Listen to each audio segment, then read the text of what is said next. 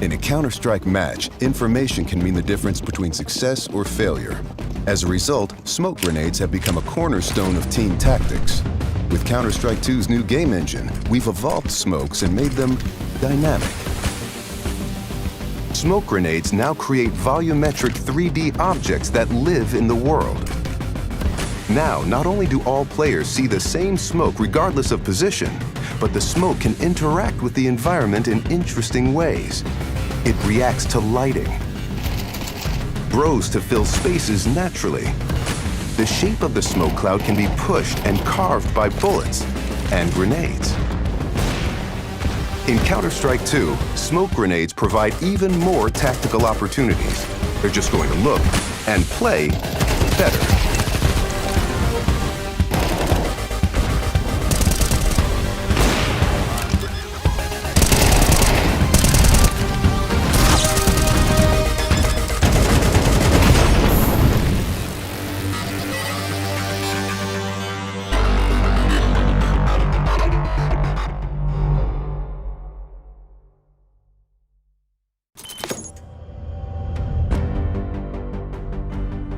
With over 20 years of history, maps are a fundamental pillar of Counter-Strike.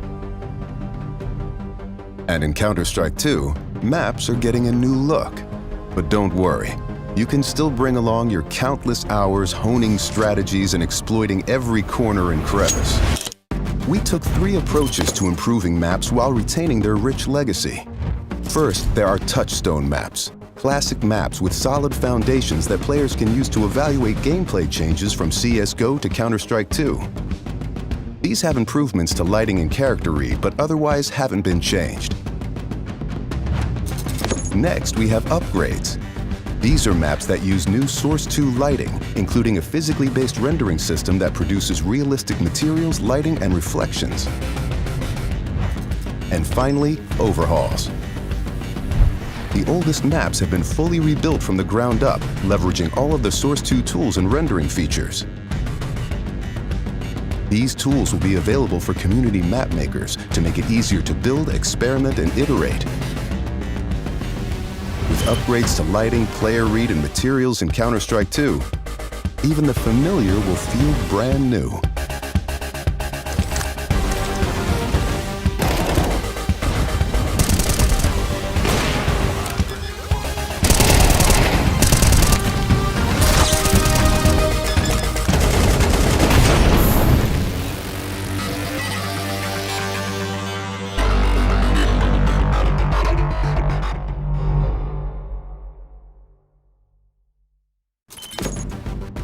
Counter-Strike is known for its visceral and satisfying gunplay. Now, firing a weapon looks pretty simple. You click your mouse, your character shoots, your target takes damage. But there's a lot more happening behind the scenes. In previous versions of Counter-Strike, the game only evaluated moving and shooting in discrete time intervals, or ticks, and time between those ticks didn't exist. For the most part, the experience was seamless. But sometimes those milliseconds between click and tick could be the difference between landing or missing your shot. That's why with Counter-Strike 2, we're introducing sub-tick updates. Now the tick rate no longer matters for moving and shooting, so the server will know the exact moment you fired your shot, jumped your jump, or peeked your peek, and the server will calculate your precise actions between ticks. So what you see is what you get.